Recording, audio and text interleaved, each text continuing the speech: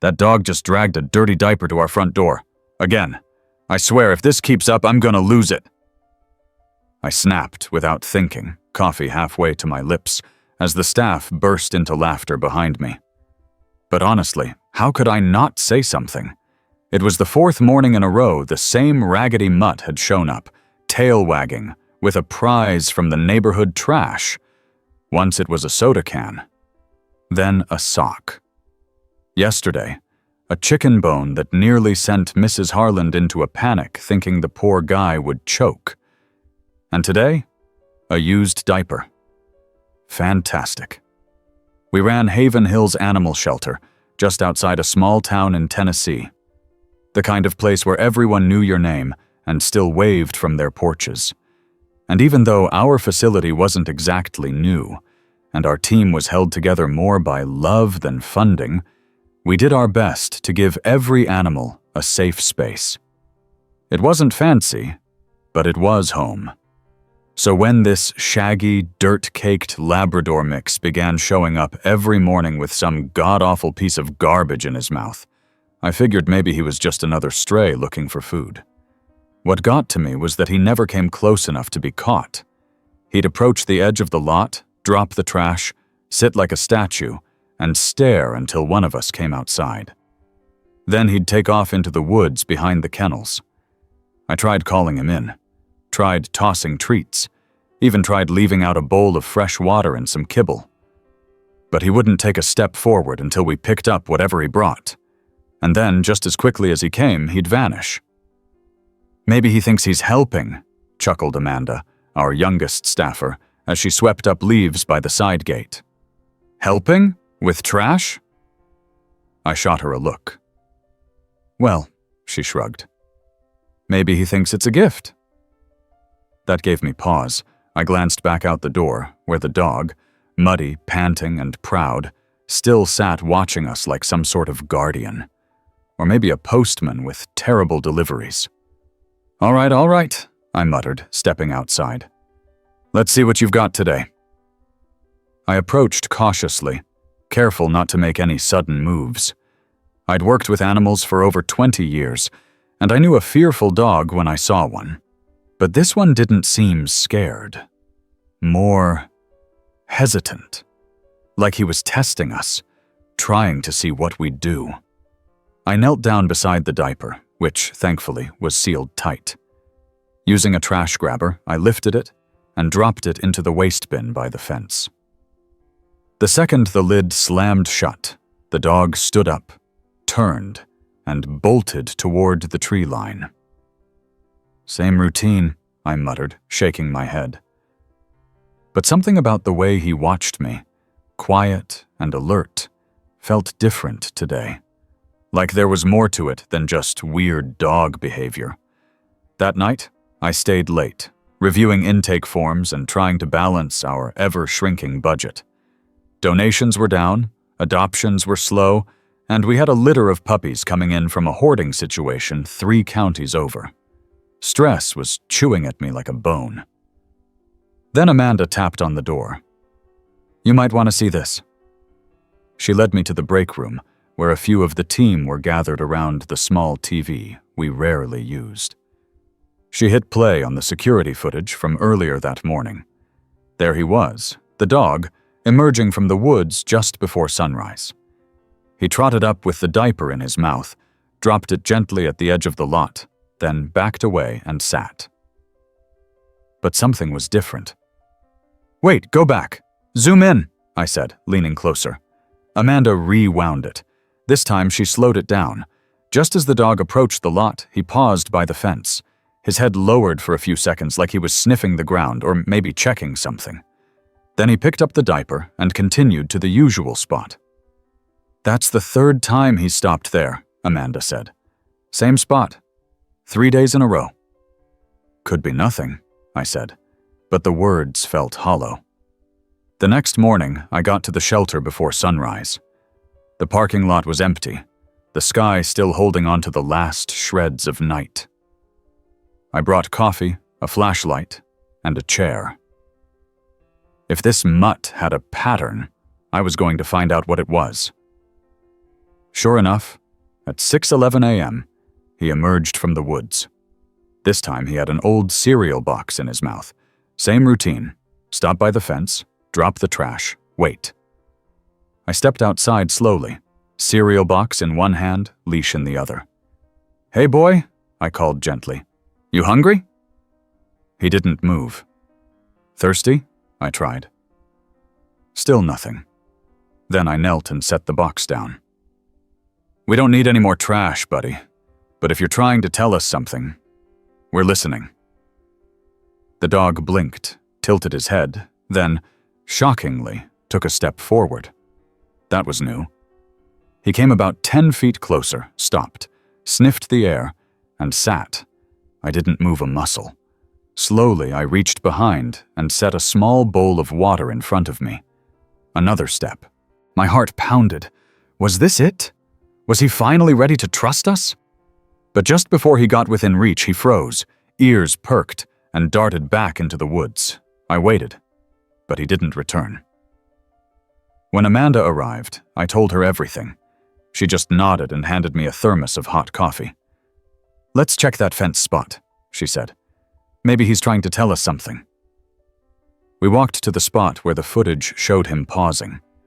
The grass looked undisturbed, but Amanda knelt and started brushing aside leaves.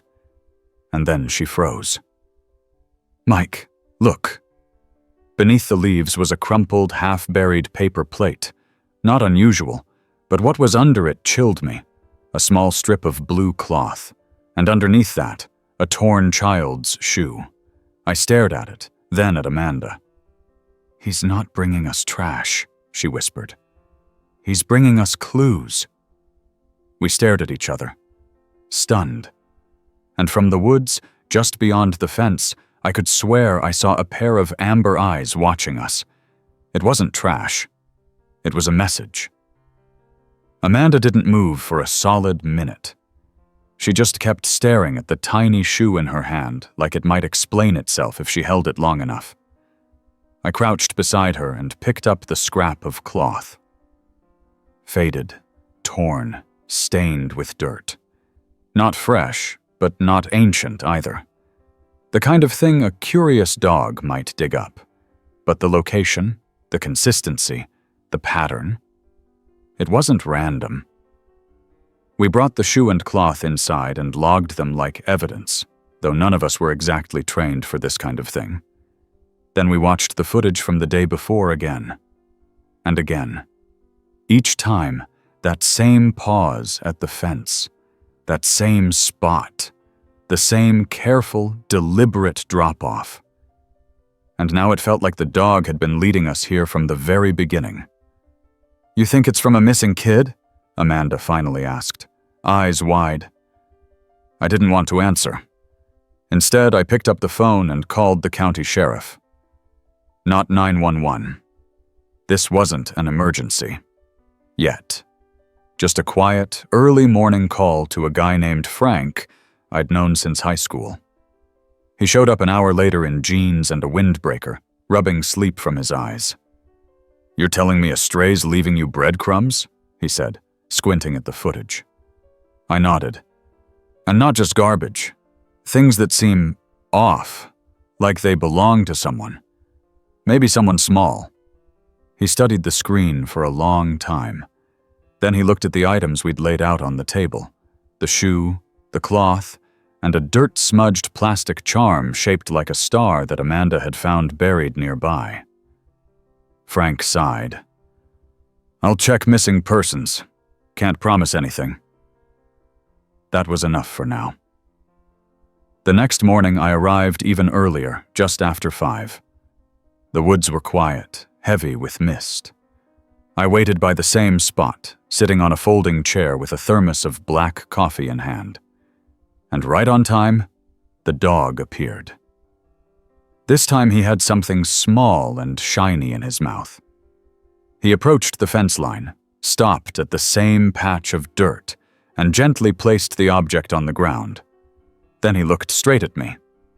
I didn't move, didn't speak. We just stared at each other for a while, long enough for the sun to start creeping up behind the trees. Then, slowly, the dog turned and walked back into the woods. No sprint, no panic, just a slow, tired walk. I stood up and approached the fence. There, sitting in the dirt, was a pink plastic spoon, the kind you'd find in a child's lunchbox. Back at the shelter, Amanda and I cataloged it like the rest. We were starting to look like detectives more than animal workers, but we couldn't shake the feeling that we were supposed to do something with what we were finding. Around noon, Frank called. "You might be onto something," he said. "3 towns over, a woman reported her toddler went missing almost a month ago. She was hiking with her boyfriend in the hills just north of here. No solid leads, no sign of the kid. Search teams gave up after 2 weeks." I felt my stomach drop. "Why didn't we hear about this?" I asked. "It didn't get wide coverage. Local paper, a couple news stations. But if the dog found something..." He didn't finish the sentence. Later that afternoon, Frank showed up with 2 deputies and a woman in her mid-30s with hollow cheeks and eyes that looked like they hadn't seen sleep in weeks. Her name was Melissa, and the moment she saw the shoe, her knees gave out. Amanda caught her before she hit the floor.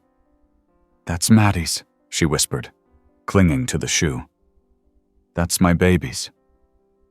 We sat her down, gave her water, and listened as she told the story. They were on a weekend trip, hiking some lesser-known trails. Maddie had been in a carrier most of the day, but they let her out to stretch her legs at a clearing near a ravine. Melissa turned around to get something from her bag. The next moment, Maddie was gone. No scream, no sign of struggle, just gone. Search parties scoured the area. Dogs, drones, volunteers, nothing. Not a trace. Until now. Frank asked if she was okay sharing a photo of Maddie with us, and Melissa pulled out a worn snapshot from her wallet. A bright-eyed girl with curly blonde hair, chubby cheeks, and a star-shaped charm necklace, just like the one we'd found. "I don't know what this means," Melissa said through tears. "But if your dog, whoever he is, can help..." "He's not ours," I said gently. "But he keeps coming back. Maybe he's trying to show us something." That night, the shelter felt heavier, like something sacred had been laid at our feet, and we didn't know what to do with it. The next morning, we set up trail cameras and left scent markers near the fence. Melissa insisted on staying nearby. We set her up in Amanda's guest room. This time, the dog arrived with something different. A child's mitten. It was faded, stained with mud, and had a torn string attached. Melissa cried for an hour when she saw it. "I knit that," she whispered, running her fingers over the worn yarn. "She wore it last winter." Frank called in search and rescue again. Drones, dogs, more deputies. But the woods were dense and disorienting, and without a clearer trail, it was like looking for a whisper in a hurricane. We needed the dog. For the first time, I tried following him. When he dropped the mitten and turned to leave, I grabbed a leash, a pack, and set off behind him. Amanda radioed me every 10 minutes. He led me deeper than I expected. Over fallen logs, through thick underbrush, down into a dry creek bed. Then he stopped. At the base of a ridge, half hidden by ivy, was a small clearing. A blanket, weathered and torn, lay draped over a patch of dirt. Nearby, a cracked plastic cup, a stuffed bunny, missing an eye. And bones. Not human, thank God. Deer, most likely. But the signs were clear. Someone had stayed here. A child, maybe. Left alone, maybe hiding, maybe protected. The dog looked at me, not wagging his tail, not begging, just watching. Then he walked back toward me and sat down. I dropped to one knee and reached out slowly. This time, he didn't run. My hand touched his neck, Dirty fur, warm skin, the rise and fall of breath. I looped the leash gently around him. "We've got work to do, buddy," I said softly. "Let's bring her home." I didn't sleep that night, neither did the dog. He wouldn't go in a kennel, wouldn't eat much, wouldn't let anyone else near him except me. But he didn't growl or cower. He just watched. Quiet, alert, like he still had more to say, and wasn't sure if we were ready to hear it. I gave him a blanket in my office and left the door cracked. Every time I checked, he was sitting in the same place, head up, eyes open. Amanda named him Scout. "It fits," she said. "He's not just wandering, he's searching." By the time the sun came up, Frank and a team were out in the woods again. They combed the area near the clearing I'd found, marked evidence, logged coordinates, and mapped out search zones. Melissa came by with a photo album and sat with Scout while we worked. He didn't approach her, but he didn't leave either. He just watched her, as if trying to place her scent. "They don't know if she was ever here, do they?" Melissa asked me. "We don't know anything yet," I said gently. "But you believe it, don't you?" she asked. I didn't hesitate. Yes. Something about the way Scout kept returning. Always to the same place, with the same kind of items. It wasn't just instinct. It wasn't scavenging. He was trying to lead us somewhere. Maybe not a perfect trail, but pieces of something that mattered. We kept everything he brought, labeled it, dated it, and stored it in clear bins. The mitten, the charm, the spoon, the cereal box, even the diaper. It all told a story, one we didn't fully understand yet. 2 days after I found the clearing, Scout changed his pattern. Instead of dropping something at the fence and running, he stood at the edge of the lot and barked. Not frantic, just one deep bark, then another. When I came outside, leash in hand, he wagged his tail once and turned toward the woods. "Looks like you're up again," Amanda said, handing me a pack. I followed him. This time he moved slower, checking behind him every so often to make sure I was there. We didn't go back to the same clearing. Instead, he led me along the ridge, through thicker brush, down into a low-lying basin where tree roots curled like knotted rope. There, beneath a shelf of rock, was a pile of things. A crayon, a baby sock, a cracked music toy that played one broken note when touched. And next to all of it, a tattered child's book with water-damaged pages. I sat down right there on the ground, legs folded, Scout at my side. It wasn't just a place where someone had been, it was where someone had tried to stay. Long enough to gather, to play, maybe even hope. Scout nudged the book with his nose. Then he lay down and rested his head on his paws. When I radioed Frank, his voice crackled with tension. "We'll be there in 20. Back at the shelter, Amanda and Melissa were waiting when we returned. Melissa clutched the book to her chest like it was her child's hand. She didn't cry. Not this time. Just sat on the floor next to Scout and whispered thank you over and over. He let her pet him. It was the first time he allowed anyone else to touch him. The next day, things moved fast. News spread. Reporters started calling. Frank tried to keep it quiet, but once the state got involved, it was out of his hands. Melissa stayed close, helping where she could, fielding questions, showing volunteers which clothes Maddie used to wear, what foods she liked, what songs made her laugh. Through it all, Scout kept working. Every morning, he'd approach the fence, sometimes with something, sometimes with nothing, but always ready to lead.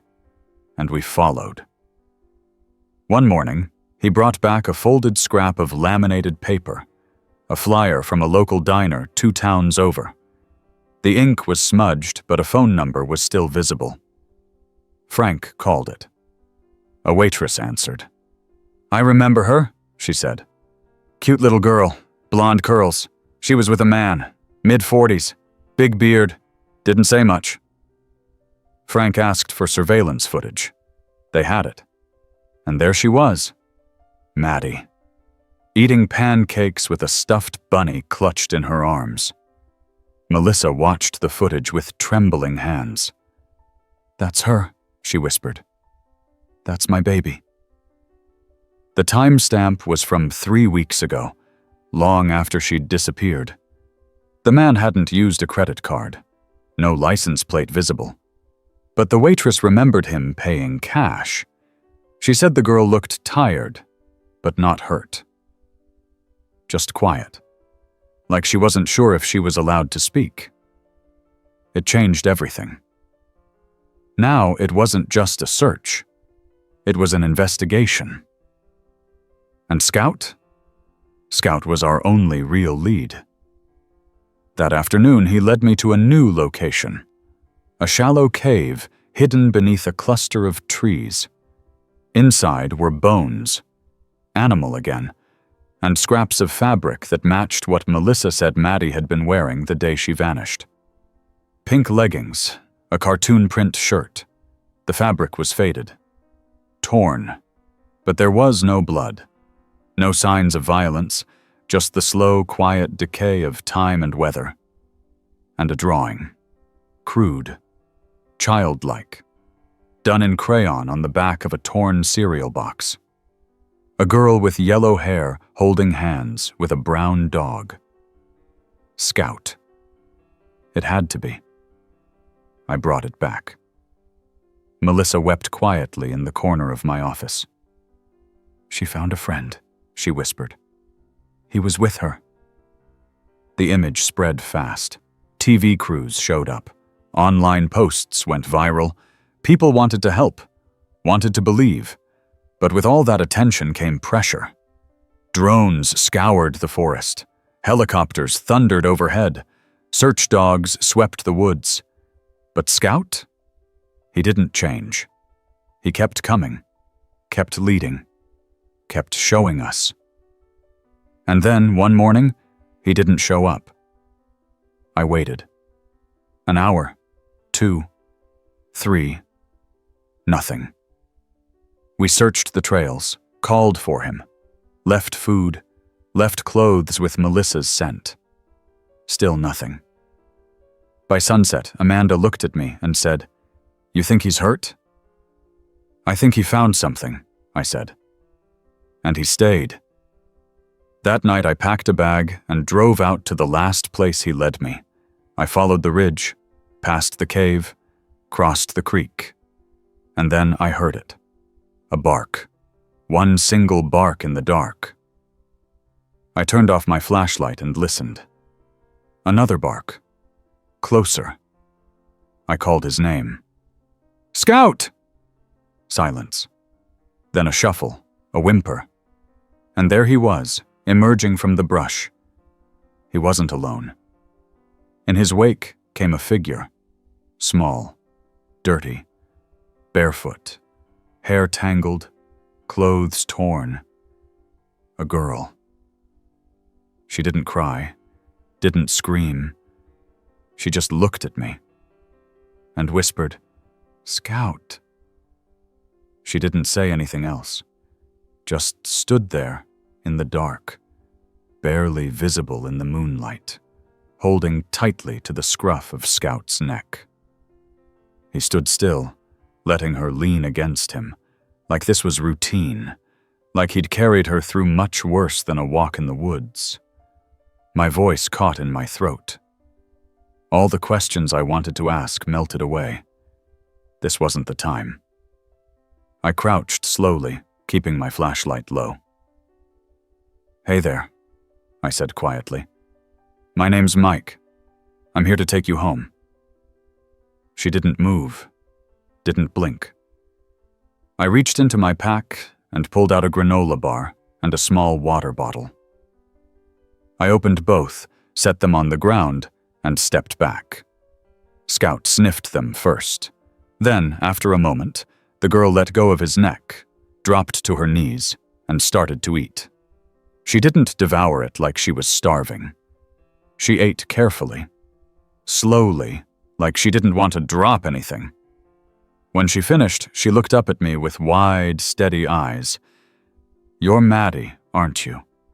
She nodded once. I radioed Amanda. My voice cracked halfway through, but I got the words out. "We found her. She's alive." I stayed with her until Amanda and Frank arrived. Scout never left her side. Not once. Even as we wrapped Maddie in a blanket, even as paramedics checked her over, even as Melissa came sprinting up the trail sobbing her daughter's name, Scout stood watch. Maddie didn't say much that night. She held on to Melissa's neck like it was the only thing anchoring her to the earth. Every time someone tried to separate her from Scout, she clung to his fur. Eventually, they let him ride in the ambulance with her, seated at her feet like a guardian. Back at the hospital, the staff cleared a private room. Melissa stayed by Maddie's side, brushing dirt from her hair and singing soft lullabies that cracked with emotion. I waited in the hallway with Scout. They let me give him some food, some water, a clean towel to sleep on. He didn't rest, just lay facing the door. After a while, Frank sat beside me. "They said she's dehydrated, undernourished, scrapes, bruises, but otherwise, she's okay." He let out a long breath and rubbed his eyes. "She shouldn't be. Not after a month out there." "I don't think she was alone," I said. Frank nodded. "That dog, Scout," I told him. "Scout," he repeated. "He kept her alive." The news broke within the hour. Reporters crowded the front of the hospital. People cried on sidewalks. Donations poured into the shelter's website. Someone set up a fund for Maddie's recovery. But inside that quiet hospital room, none of that mattered. Maddie was asleep in her mother's arms, Scout curled at her feet. Over the next few days, doctors cleared her to go home. Child psychologists came and went, asking gentle questions. Maddie didn't speak much. When she did, it was only to her mom, or in whispers to Scout. They let her keep him with her everywhere, in the hospital bed, in the car, in the recovery room. No one argued. Everyone seemed to understand. Eventually, the pieces started to come together. She'd wandered from the trail, chasing something. Maybe a bird, maybe just her own curiosity. She'd fallen, scraped her knee, couldn't find her way back. She'd stayed in one spot for 2 nights, she said. Then Scout found her. She didn't know where he came from. He just appeared. "He didn't bark," she said one night to Melissa. "He just sat down and looked at me." From that moment on, he stayed with her, brought her food, scraps, berries, small animals, kept her warm at night, led her to water. When she cried, he curled around her. When she was scared, he stood guard. And slowly, as she grew stronger, he started leaving her to bring things to the fence. "Messages," she said softly, "so you'd come find me." Every time, he'd come back. The whole town showed up for her welcome home gathering. It wasn't a parade. Melissa wanted to keep it quiet. But it didn't matter. People lined the streets holding signs, waving small toys and books, donations for Maddie, blankets and treats for Scout. Back at the shelter, things had changed. Volunteers doubled. Our inbox flooded with adoption requests. Everyone wanted to meet Scout. Everyone wanted to know his story. But he didn't care about any of that. He only cared about Maddie. He stayed near her, followed her everywhere, even into her therapy sessions. She'd smile when he walked in. That quiet, secret smile kids give when they feel safe. Amanda tried to make him a proper bed in the shelter office. He refused. Slept by Maddie's door instead. Melissa filed the paperwork to adopt him. We didn't even hesitate. A few weeks later, I visited their house. Melissa had bought a small dog bed, toys, bowls with Scout's name, but he still ignored all of it. He only wanted Maddie. When she sat in the grass, he lay beside her. When she drew pictures, he'd nudge her crayons. When she cried, he'd press his head into her lap. She was healing, and Scout was helping. But one thing lingered. One afternoon, as I sat on their porch sipping coffee with Melissa, Maddie came outside holding a folded paper. "I drew something," she said, climbing into my lap. She opened the paper carefully. Crayon lines showed a girl, a dog, and a man. A tall man with a beard, shaded in with black. "He was there too," she whispered. "He found us." Melissa froze. I kept my voice steady. "Who was he, sweetheart?" She looked down. "He was nice at first, but then he said we couldn't go home. Said Mommy wouldn't want me." Melissa made a choked sound and reached for her. "He said we had to stay in the woods, but Scout didn't like him. He growled.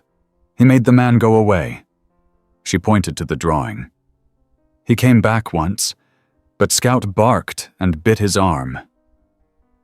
Frank confirmed what we all feared. A man matching that description had been arrested years earlier for taking a child from a supermarket. The charges didn't stick.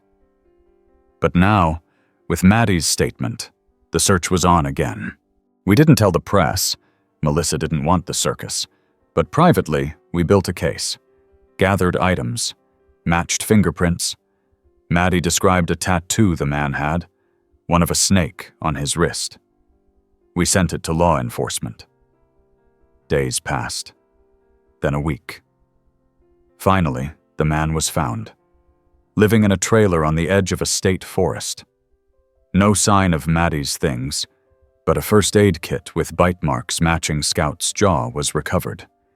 He didn't fight arrest. When Melissa was told, she didn't cheer. She just held Maddie close and whispered, "You're safe now." Scout sat beside them, watching, his eyes calm. He knew. He always knew. And he had done what no person could do. He had brought her home. The hardest part wasn't the search. It wasn't the waiting, the guessing, or even the dread. The hardest part came afterward, when the world decided it wanted to move on. For everyone else, the story was over.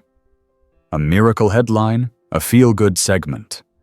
Girl found alive thanks to stray dog.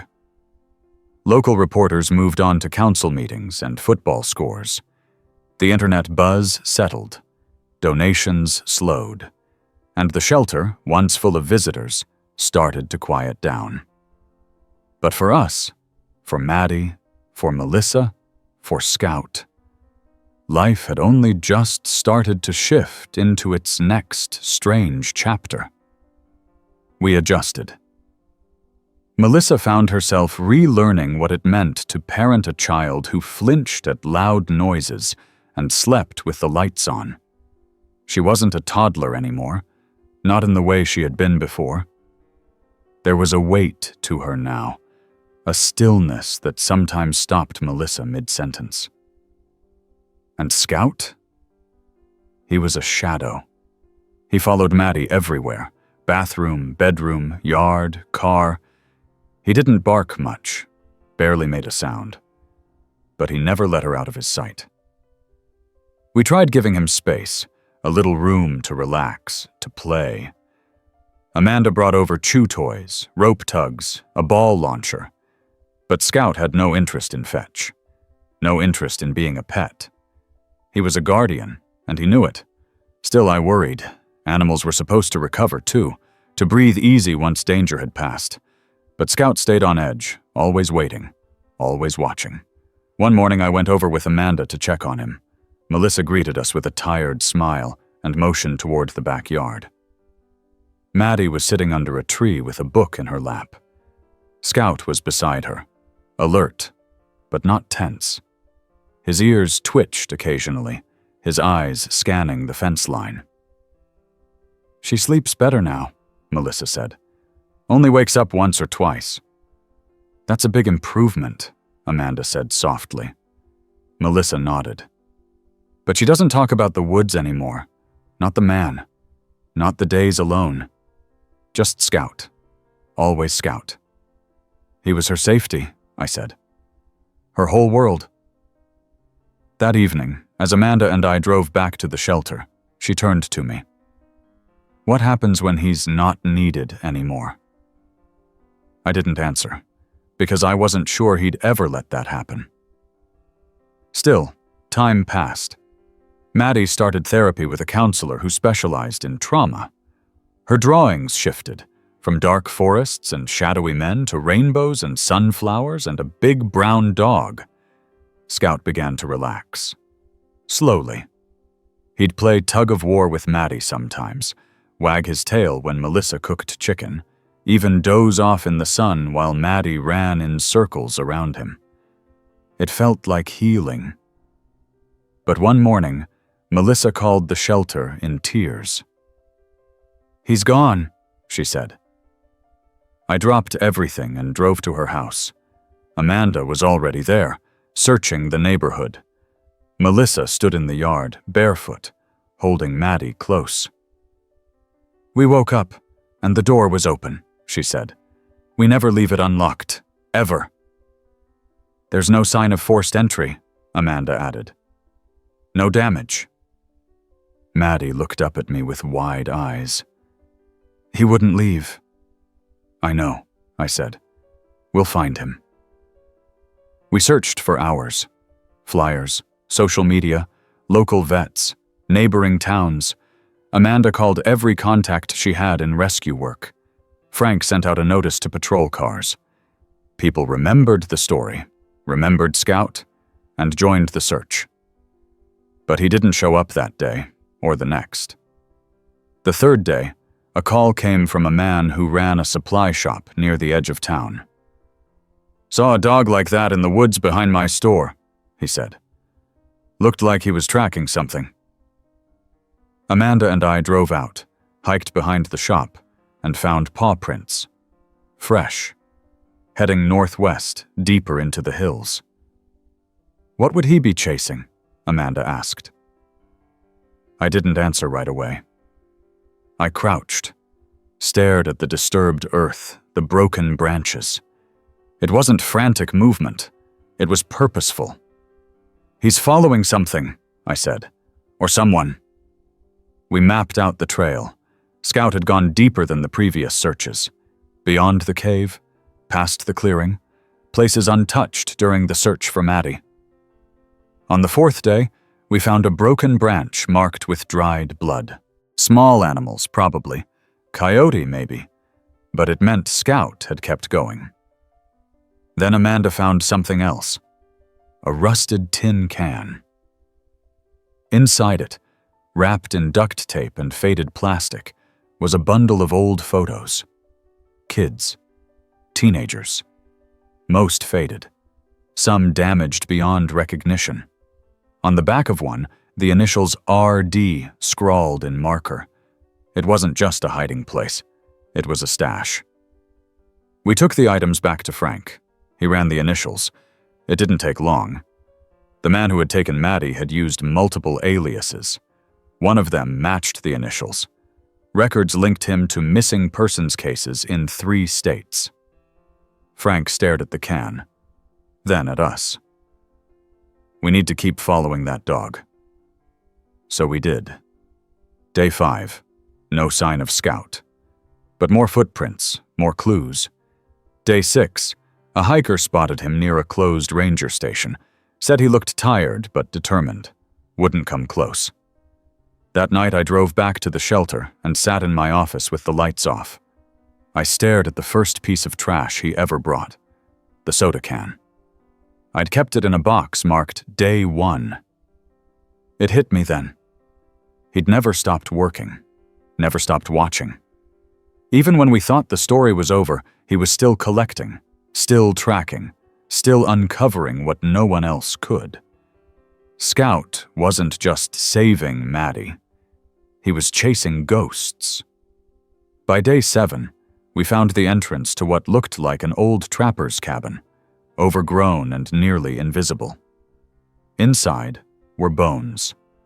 Animal bones, camping gear, torn clothes, a rusted lockbox filled with trinkets. Amanda found another picture. A girl. Red hair, 7 or 8 years old. In the corner, a date, 20 years ago. We brought everything back. Frank widened the investigation. Now it wasn't just about Maddie. It was about every missing child that had vanished along the Appalachian edge in the last 30 years. And Scout? Still missing. On the 10th day, a park ranger called. She'd found him. Scout was lying by a shallow grave in a clearing thick with vines. He was thin, limping, his eyes dull with exhaustion, but alive. And beside him, buried under shallow dirt, was a child's backpack. Inside it, a diary. Water-stained, but readable. Entries about a man in the woods. Fear, cold, hunger, but also, "There's a dog here, he keeps bringing me food." The last page was smudged, dated 15 years ago. We brought Scout home. Melissa cried when she saw him. So did Maddie. He licked their faces once, then collapsed on the rug and slept for 12 hours straight. Amanda stroked his fur that night and whispered, "You're not just a good boy, are you?" And in that quiet living room, with everyone watching him breathe, we understood. Scout hadn't wandered into Maddie's life by chance. He was carrying a legacy, a trail of children forgotten by the world. And he wasn't finished yet. Scout didn't wake up when Maddie curled beside him on the floor. He didn't lift his head when Melissa whispered his name or when Amanda knelt down with a fresh bowl of water. He was breathing, shallow, steady, but completely still. It wasn't sleep. It was something deeper, something earned. The vet said it was exhaustion, maybe even collapse from overexertion. His pads were worn raw, ticks embedded around his ears, a rib or two pressing too tightly against his skin. "I've never seen a dog push himself like this," the vet said, running a gentle hand along Scout's spine. "It's like he didn't stop to eat, didn't stop to rest, just kept moving for days." We stayed with him all night, took turns wiping his fur, checking his breathing. Maddie never left the rug. She curled against him like a shadow. It was the first time we'd seen her sleep soundly in weeks. By morning, Scout finally blinked. He looked around slowly, his gaze landing on Maddie, then Amanda, then me. He didn't try to move, just gave the smallest wag of his tail, barely noticeable, but there. Melissa cried when she saw it. Scout needed rest, but there wasn't time for that. Not really. Because now that the case was open, evidence was being processed, families contacted, timelines reconstructed. The old trapper's cabin had been swallowed by the forest for decades, but now the clearing buzzed with forensics teams and deputies. The backpack, the diary, the pictures, it all pointed to something darker than any of us had imagined. A trail of disappearances. Some solved on paper, but never resolved. Some never connected until now. Scout had connected them. Maddie's discovery sparked a review of cold cases across 3 states. Victims whose stories had gathered dust in file drawers. Now their names returned to headlines, their families contacted one by one. Some parents hadn't known what happened to their children. Others had suspected and never proved. A few had passed on, never knowing at all. Amanda kept a whiteboard in the shelter's office now. It wasn't about dogs anymore. It was a timeline. Names. Dates. Locations. Scout's trail lined up with more than half of them. "I think he's been doing this for years," she whispered one day, staring at the board. Even before Maddie. Melissa came by that afternoon with Maddie and Scout. He moved slowly but was back on his feet. Maddie carried a drawing she had worked on all morning. She handed it to me without a word. It was a forest, a winding path, and at the center, a dog, big and brown, leading a child by the hand. Behind them, faint gray shadows, too many to count. Scout had become more than a savior. He was a symbol. Families started sending letters to the shelter. Photos. Bits of stories. They believed Scout had crossed paths with their children once, even if only briefly. And maybe, just maybe, he'd tried to help. The shelter's voicemail was full every day. Reporters called. Documentary producers emailed. But Melissa refused interviews. "This isn't a story," she said firmly. "It's a mission. His mission."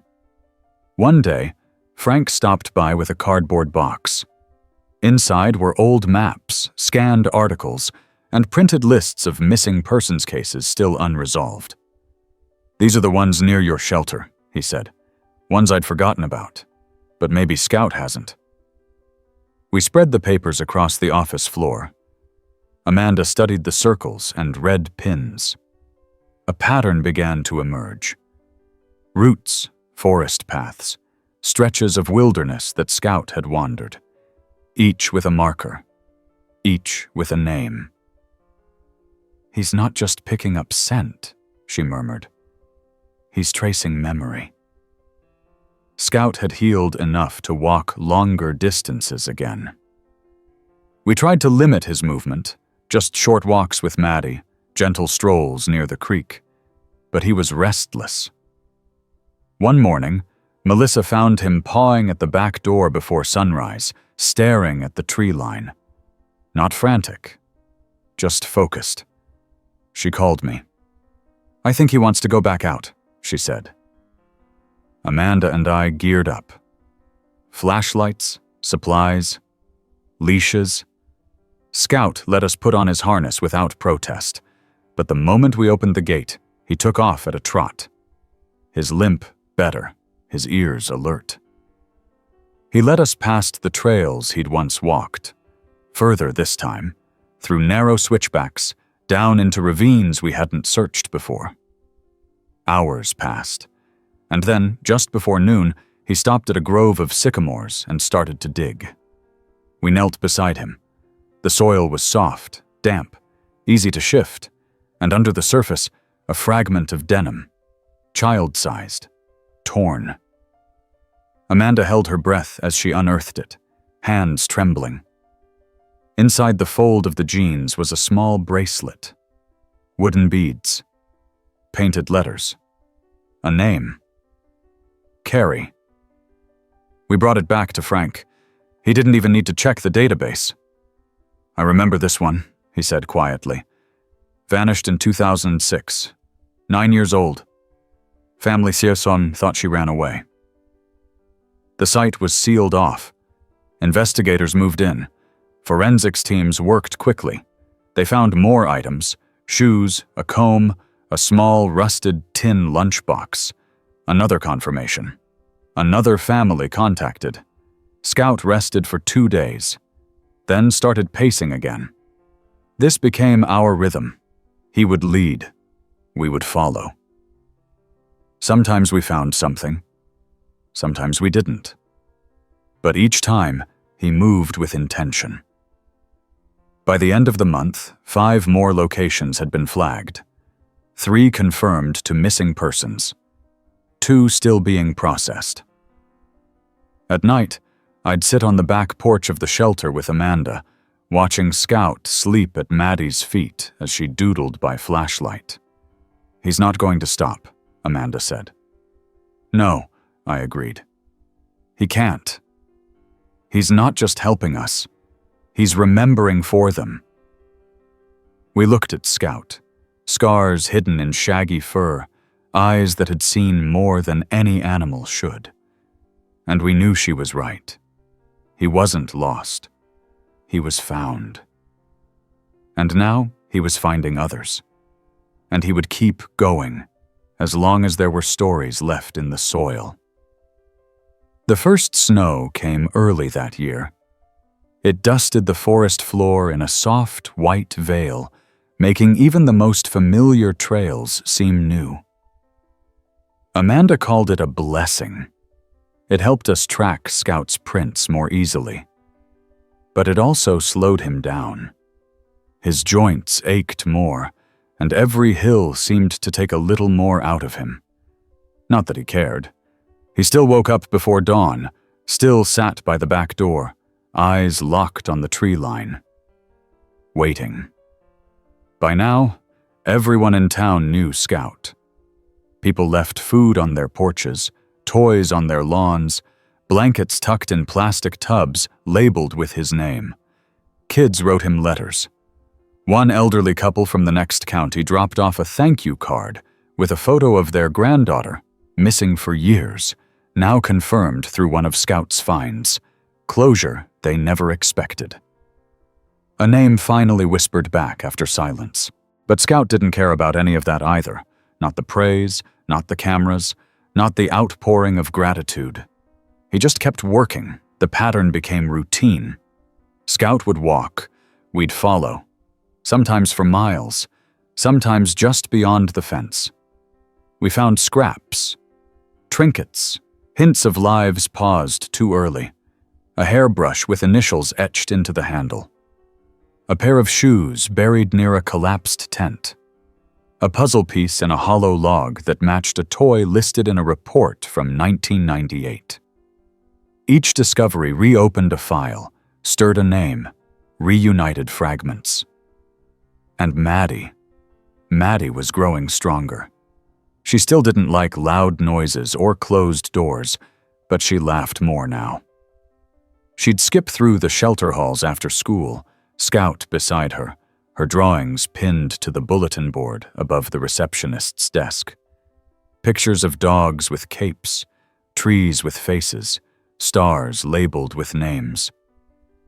"He dreams with his eyes open," she told me once, watching Scout sleep on the rug. "That's how he finds them?" We didn't argue. Who were we to explain the way Scout worked? He followed no leash, no command, no plan. Only memory. Melissa tried to slow him down. The vet suggested short walks only. But Scout wouldn't listen. He'd nudge the door, whine softly, paw at the floor. And so we followed. One day, deep in the hills past the old ranger station, he stopped at a stream. He barked twice, sharp, insistent, and started digging beneath a pine stump. The earth was frozen, hard as stone. We had to come back the next day with shovels. We found a name tag first, then a photograph sealed in a sandwich bag. A girl holding a basketball, standing on a school court. The jersey read, Lincoln Middle School. Frank confirmed the case. 2001. 13 years old. Last seen walking home from practice.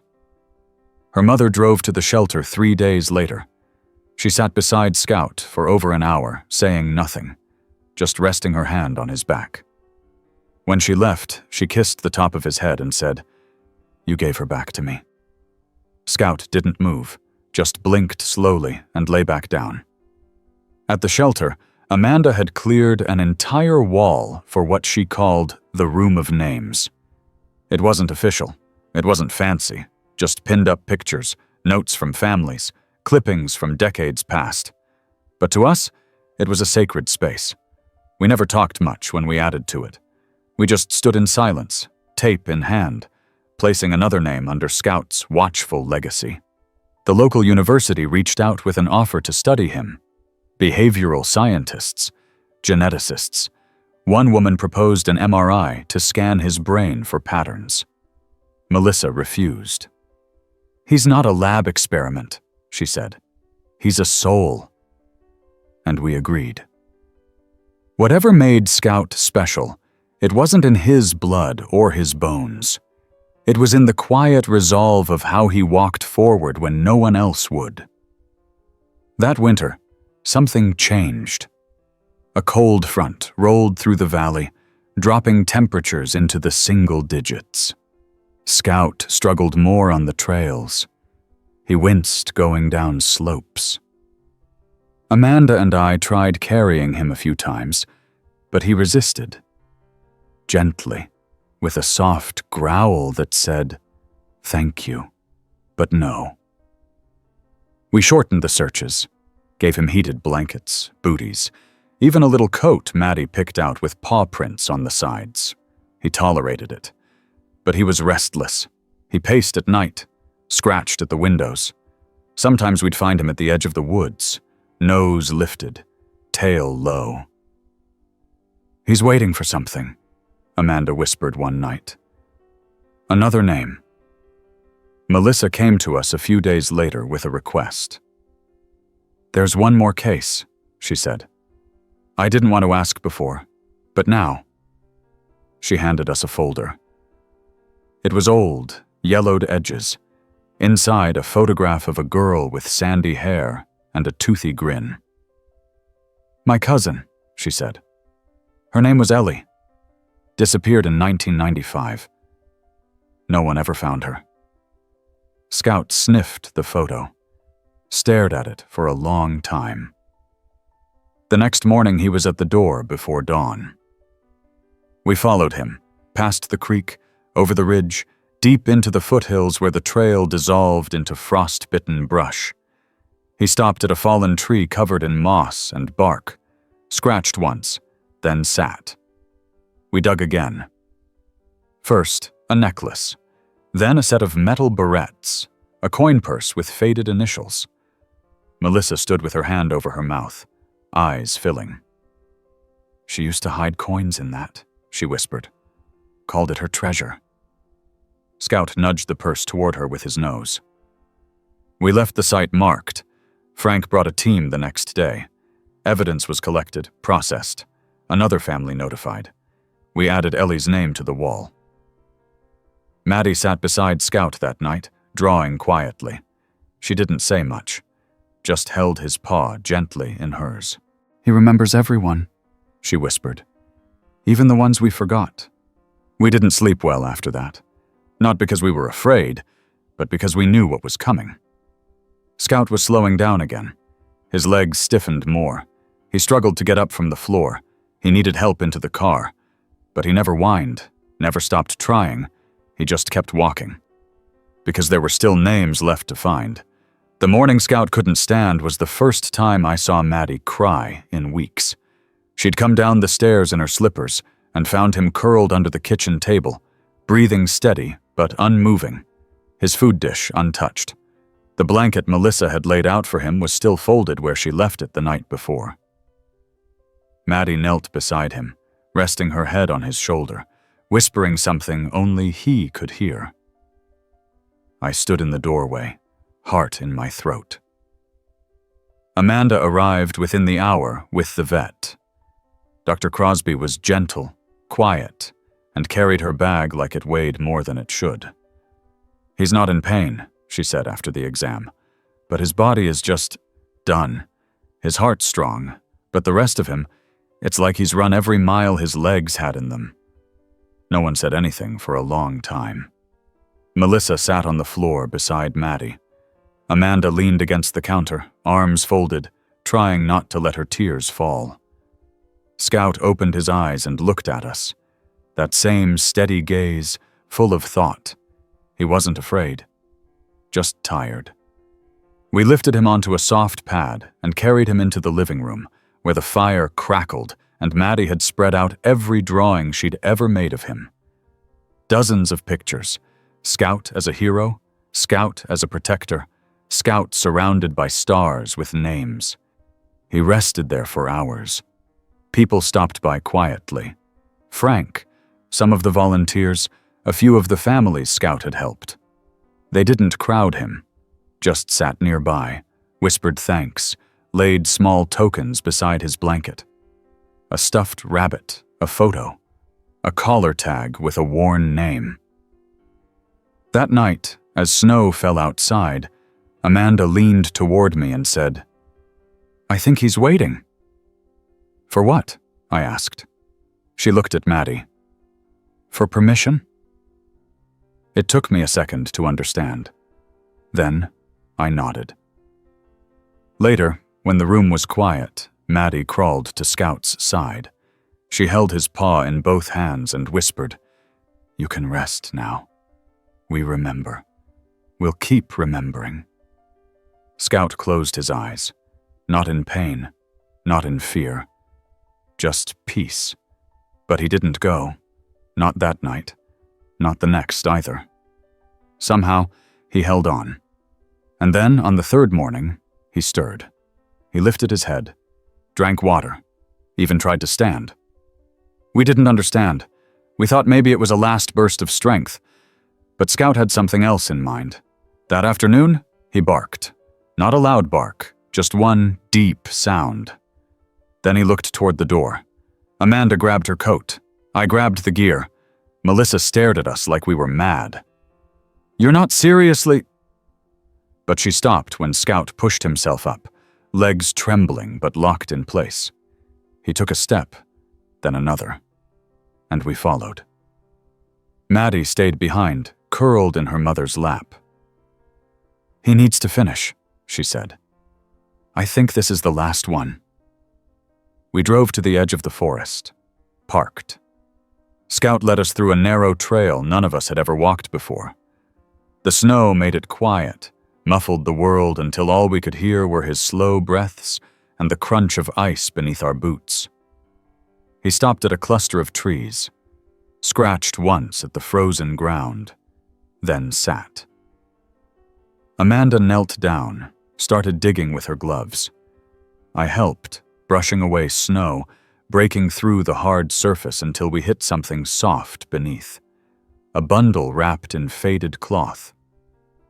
Inside, a small box. Inside the box, a pendant, a diary, and a letter. Frank met us back at the shelter. The letter was dated 1993. It spoke of fear, of running, of a girl hiding from someone who'd hurt her. "She wasn't reported missing," Frank said, voice low. "She ran. She was trying to disappear." We tracked her name through the letter, Margaret Daniels. Nothing in the system. No relatives listed, until Amanda found a marriage certificate. A child born in 1997. Now grown. We reached out. A young man drove 6 hours to see us. He opened the box, read the letter, and cried for a mother he'd never known. A name he'd wondered about his whole life. "She died out there," he said, "but she left a message." Scout watched him the whole time. Quiet. Still, that night, Scout didn't eat, didn't move, just lay with his nose resting on the pendant. Maddie curled beside him again. "You found her too," she whispered.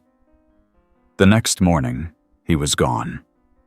He passed peacefully, surrounded by the people he saved, the people who listened, the people who learned to follow.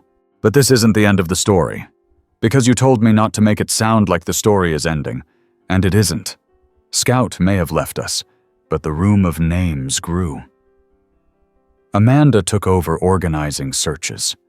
People came from all over to volunteer. Families wrote letters. Others started rescues named in Scout's honor. Maddie planted a tree in his memory behind the shelter. A big oak with a plaque that read, "He remembered them." And every year, on the day he found her, Maddie returns to the spot in the woods where it all began. She brings flowers, leaves them beneath the fence, where he once dropped trash we didn't understand. But now we do. Every piece, every step, every bark was a message. And Scout made sure we finally listened. The first spring without Scout came quietly. There was no fanfare. No candlelit vigil or newspaper tribute. Just the soft push of new grass through thawed soil and the rustle of wind through the tree line behind Haven Hills. It had been 4 months since he passed. 4 months since the house felt too still in the mornings. Since Maddie stopped waking up to pause at the foot of her bed. Since the back door no longer creaked open at dawn to let him out on one of his silent missions. But he was everywhere. You saw him in the kids who came to visit the shelter with drawings of dogs who flew through stars. You saw him in the tearful thanks of families who walked through the room of names and finally saw a face they thought was gone forever. You saw him in the dirt paths worn into the woods where we kept walking, even after he couldn't. Amanda and I spent most of our time combing those trails now. Not just searching, but organizing others who wanted to continue what Scout started. We called it the Trail Team. Volunteers signed up from as far as Montana, Colorado, even Alaska. Some were dog lovers. Others were family members of the missing. A few just needed to believe something in this world still pointed toward good. Melissa and Maddie came out with us most weekends. Maddie had grown bolder, still quiet, still inward in that gentle way she always had, but more certain of herself. She had Scout's old bandana tied around her backpack strap and a notebook where she recorded everything we found. Sometimes it was nothing. An old sock, a bit of litter, a cracked doll lost by accident. Sometimes it was more. The notebook filled quickly. We found a boy's jacket near an old train trestle. A charm bracelet buried behind a rusted-out mine shaft. A photograph of 2 children folded and tucked into a hollow tree trunk. Frank helped process everything. The cases trickled in more slowly now, but each one brought meaning. Each one was a thread pulled from silence. One afternoon in late May, Maddie and I were walking a ridge overlooking a dry riverbed. It was quiet, humid, the air thick with the scent of pine and honeysuckle. She stopped and crouched by a tree stump. "There's something here," she said. I joined her. The ground was soft with fresh rain. Maddie brushed away the topsoil with careful hands. There, wrapped in faded cloth, was a tiny baby shoe. We stared at it, said nothing. Maddie pulled out her notebook and wrote one word: remember. We logged the find, took it back to the shelter. Frank took over from there.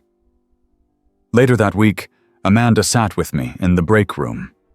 The walls around us were covered in thank you cards, clippings, Scout's framed collar. "I think we should make it permanent," she said. "Make what permanent?" I asked. "The mission," she replied. "The search, the idea that this doesn't stop because he's gone. We call it Scout's Path, a foundation, not just to find people, but to teach people how to pay attention."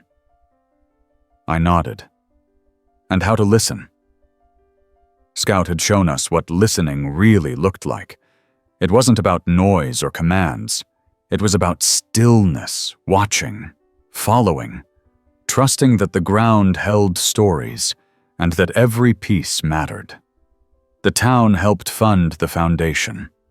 We had a small office, a growing map room, teams trained to search with their own dogs, some of which came from our shelter. Amanda helped set up the training. Maddie designed the logo, a silhouette of Scout standing beneath a tree, stars above him. Frank handled coordination with law enforcement. Melissa helped with outreach. The families of those Scout had helped joined too, speaking at local events, comforting new faces walking through our door. We weren't rescuers, not exactly. We were carriers of memory. Scout had passed the torch, and none of us dared let it dim. On the anniversary of Maddie's return, the town gathered behind the shelter. Nothing fancy, just neighbors with lawn chairs, tables of lemonade, and kids running through the grass. At the base of the oak tree Maddie planted, someone placed a stone plaque. In honor of the one who remembered when no one else did, Maddie stood beside it, holding a single flower. She looked older somehow. Not in years, but in weight. In the quiet understanding that she'd once been lost, and that something pure and wild had chosen not to let her go. Amanda whispered to me as we watched her, "Do you think he knew what he was doing?" I thought about that a long time. Scout didn't know names. He didn't track with spreadsheets or maps. He followed something older, a call that wasn't spoken in words. And yes, I think he knew. I think he knew every time he dropped a scrap of trash and waited to see if we were finally ready to look. We never filled his space at the shelter. No other dog was placed in his old corner. His blanket remained where it had always been, now resting beneath a painting someone sent of Scout beneath a glowing moon. When the summer heat crept in, Maddie began working on a book. She called it Scout's Messages, a story for kids, a quiet retelling of what happened. She asked me if I thought other children would believe it. "I think the right ones will," I told her. One evening in July, I was walking the path behind the shelter when I saw a small golden puppy sitting at the base of the oak tree. No collar, no tag, just a wagging tail and bright eyes. Maddie was the one who found him first. He followed her inside, calm as anything. Lay down on Scout's blanket like he'd always known it was there. Melissa looked at me, then at the dog, and said, "Another chapter." We didn't name him right away. We didn't need to. He wasn't Scout. But he was a reminder that the work wasn't over, that the world still left trails, and that sometimes, if we're quiet enough to listen, even the smallest paws carry messages meant for us to find. The foundation grew, the map expanded. New names, new teams, new discoveries, but the heart of it all stayed the same.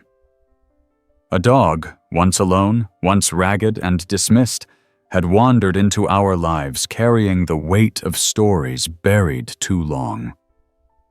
He brought them to our door, one piece at a time. And by the time we finally listened, he had already done the hardest part. He believed they were worth remembering. So we remember, always. The first spring without Scout came quietly. There was no fanfare, no candlelit vigil or newspaper tribute, just the soft push of new grass through thawed soil and the rustle of wind through the tree line behind Haven Hills. It had been 4 months since he passed. 4 months since the house felt too still in the mornings. Since Maddie stopped waking up to pause at the foot of her bed. Since the back door no longer creaked open at dawn to let him out on one of his silent missions. But he was everywhere. You saw him in the kids who came to visit the shelter with drawings of dogs who flew through stars. You saw him in the tearful thanks of families who walked through the room of names and finally saw a face they thought was gone forever. You saw him in the dirt paths worn into the woods where we kept walking, even after he couldn't. Amanda and I spent most of our time combing those trails now, not just searching, but organizing others who wanted to continue what Scout started. We called it the Trail Team. Volunteers signed up from as far as Montana, Colorado, even Alaska. Some were dog lovers. Others were family members of the missing. A few just needed to believe something in this world still pointed toward good. Melissa and Maddie came out with us most weekends. Maddie had grown bolder, still quiet, still inward in that gentle way she always had, but more certain of herself. She had Scout's old bandana tied around her backpack strap, and a notebook where she recorded everything we found. Sometimes it was nothing. An old sock, a bit of litter, a cracked doll lost by accident. Sometimes it was more. The notebook filled quickly.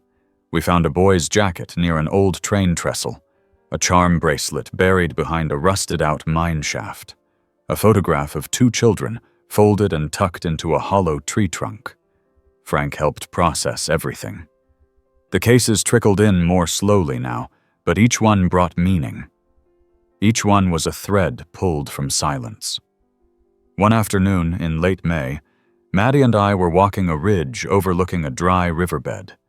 It was quiet, humid, the air thick with the scent of pine and honeysuckle.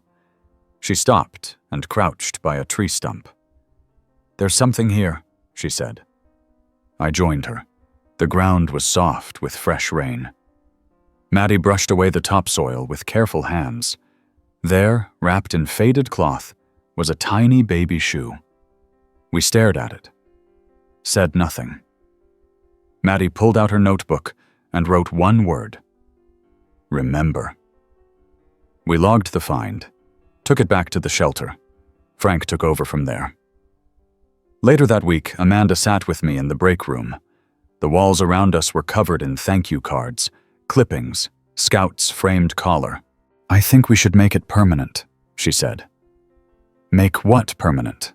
I asked. "The mission," she replied. "The search. The idea that this doesn't stop because he's gone.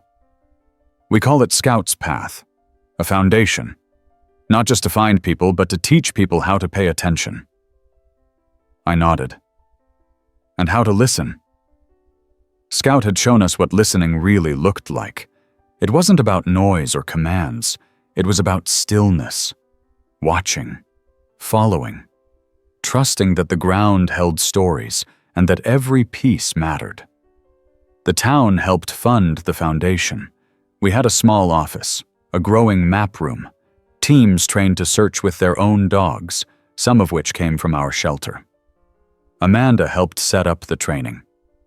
Maddie designed the logo, a silhouette of Scout standing beneath a tree, stars above him. Frank handled coordination with law enforcement. Melissa helped with outreach. The families of those Scout had helped joined too, speaking at local events, comforting new faces walking through our door. We weren't rescuers, not exactly. We were carriers of memory. Scout had passed the torch, and none of us dared let it dim. On the anniversary of Maddie's return, the town gathered behind the shelter. Nothing fancy, just neighbors with lawn chairs, tables of lemonade, and kids running through the grass. At the base of the oak tree Maddie planted, someone placed a stone plaque. In honor of the one who remembered when no one else did. Maddie stood beside it, holding a single flower. She looked older somehow. Not in years, but in weight. In the quiet understanding that she'd once been lost, and that something pure and wild had chosen not to let her go. Amanda whispered to me as we watched her. "Do you think he knew what he was doing?" I thought about that a long time. Scout didn't know names. He didn't track with spreadsheets or maps. He followed something older, a call that wasn't spoken in words. And yes, I think he knew. I think he knew every time he dropped a scrap of trash and waited to see if we were finally ready to look. We never filled his space at the shelter. No other dog was placed in his old corner. His blanket remained where it had always been, now resting beneath a painting someone sent of Scout beneath a glowing moon. When the summer heat crept in, Maddie began working on a book. She called it Scout's Messages, a story for kids, a quiet retelling of what happened. She asked me if I thought other children would believe it. "I think the right ones will," I told her. One evening in July, I was walking the path behind the shelter when I saw a small golden puppy sitting at the base of the oak tree. No collar, no tag, just a wagging tail and bright eyes. Maddie was the one who found him first. He followed her inside, calm as anything. Lay down on Scout's blanket like he'd always known it was there. Melissa looked at me, then at the dog, and said, "Another chapter." We didn't name him right away. We didn't need to. He wasn't Scout, but he was a reminder that the work wasn't over, that the world still left trails, and that sometimes, if we're quiet enough to listen, even the smallest paws carry messages meant for us to find. The foundation grew. The map expanded. New names, new teams, new discoveries. But the heart of it all stayed the same. A dog, once alone, once ragged and dismissed, had wandered into our lives carrying the weight of stories buried too long. He brought them to our door, one piece at a time. And by the time we finally listened, he had already done the hardest part. He believed they were worth remembering. So we remember. Always.